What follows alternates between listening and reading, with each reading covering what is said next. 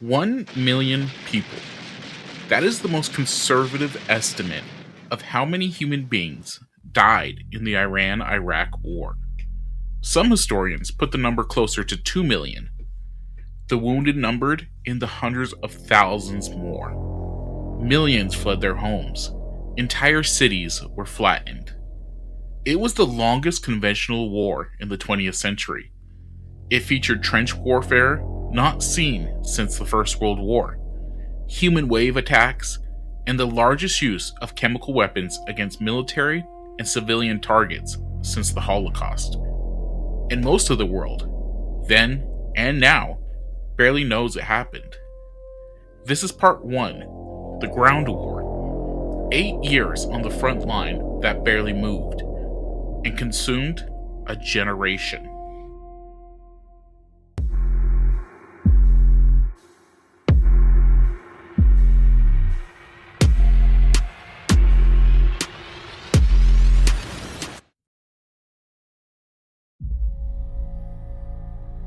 In 1979, Iran's revolution terrified Saddam Hussein. Ayatollah Khomeini had just overthrown the Shah and was broadcasting a simple, dangerous message to every Muslim nation in the Middle East. Rise up against your secular rulers, establish Islamic republics, follow Iran's example. Iraq had a problem. 60% of the population was Shia Muslim, the same sect as Khomeini's revolution. If that message caught fire inside Iraq, Saddam's Sunni-dominated government might not survive. He also saw opportunity. Iran's revolution had just purged most of its senior military officers. Its army was in chaos. Its air force lacked spare parts for American-made aircraft. A country that had been a regional powerhouse 12 months earlier was now, in Saddam's estimates, a wounded animal. On September 22, 1980, Iraqi forces launched airstrikes on 10 Iranian air bases and crossed the border with 5 divisions. Saddam expected it to be over in 3 weeks. He was wrong by approximately 7 years and 11 months.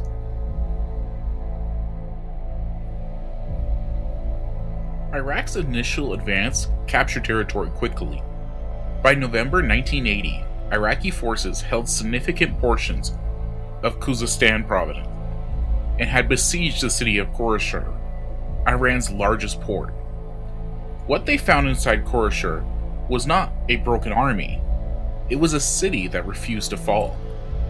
Street by street, building by building, Iran's regular army, disorganized, purged of its senior officers, was joined by the Revolutionary Guards and Basji volunteer militia, who compensated in their lack of training with willingness to die that the Iraqis hadn't anticipated.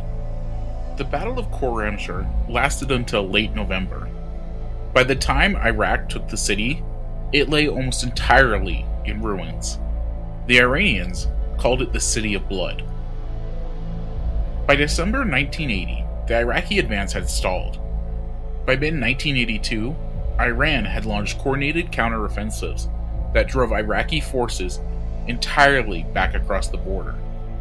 Operation Fahd al-Mabuk broke the siege of Susangur. Operation Bat al-Makatas retook Koshamar after 25 days of fierce fighting. Iraq asked for peace. Iran said no, and in July 1982, Iran crossed into Iraq, and the war entered its second, bloodier phase. For the next 6 years, the Iran-Iraq War became something historians could only describe by reaching back 70 years for comparison. World War I. Both sides constructed trench systems running hundreds of miles along the border. Barbed wire, minefields, fortified bunkers, artillery duels that went on for days, and then, periodically, human wave attacks, mass infantry charges across no man's land towards fortified positions.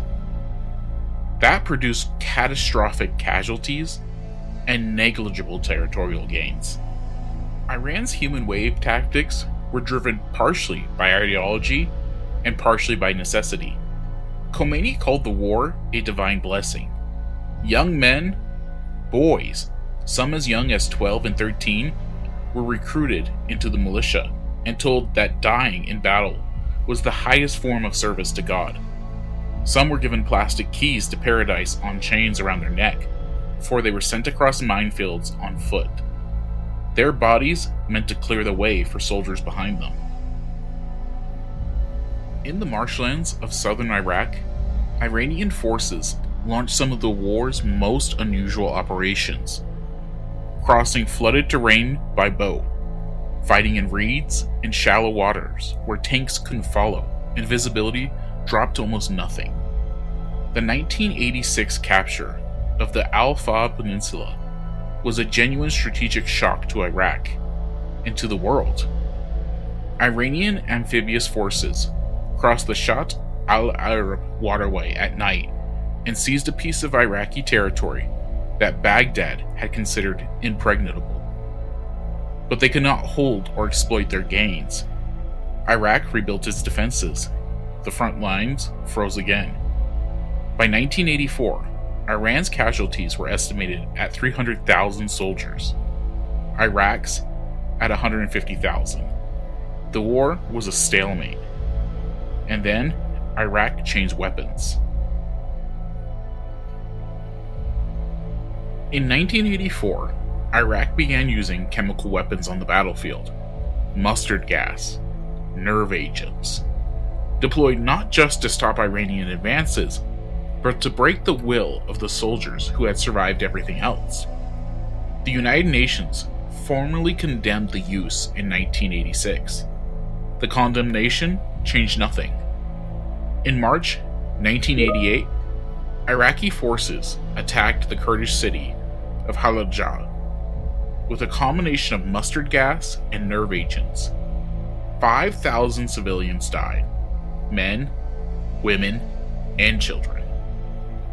In what remains the largest chemical weapons attack against a civilian population in history, the world issued statements. No one intervened. Simultaneously, both sides launched what would become known as the War of the Cities, ballistic missile strikes against civilian population centers. Baghdad targeted Tehran. Tehran targeted Baghdad. In 1988 alone, Iraq fired more than 200 Scud missiles at Iranian cities. Hundreds of thousands of civilians fled Tehran. The psychological terror was the point. By mid-1988, Iran was broken. The economy was in ruins. Oil revenue had collapsed. Casualties had reached catastrophic levels. The population, once enthusiastic, was increasingly war-weary. Iraq launched a series of ground offensive. Operation Talaqwan al-Ala, that pushed Iranian forces entirely back across the border. On August 20th, 1988, Khomeini accepted a UN ceasefire. He compared it, publicly, to drinking poison. The borders were exactly the same as they had been in September 1980. Between 500,000 and 1 million people were dead. Nothing had changed, except everything.